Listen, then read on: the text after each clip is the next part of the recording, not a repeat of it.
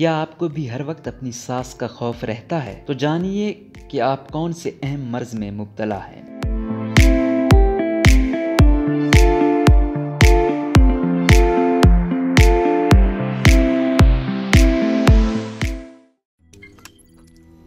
روزنامہ قدرت کی ویڈیو دیکھنے کے لیے ابھی یوٹیوب چینل پر سبسکرائب کریں اور بیل آئیکن پر بھی کلک کریں۔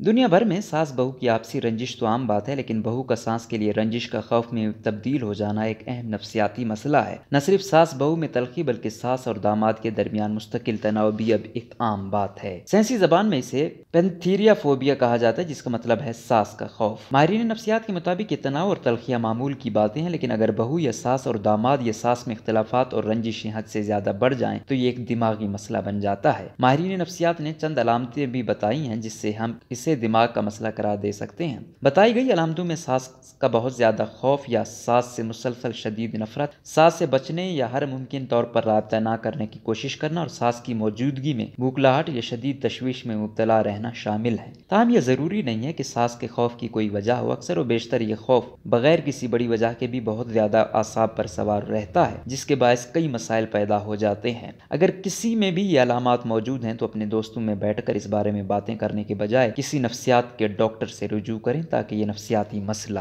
حل ہو سکے۔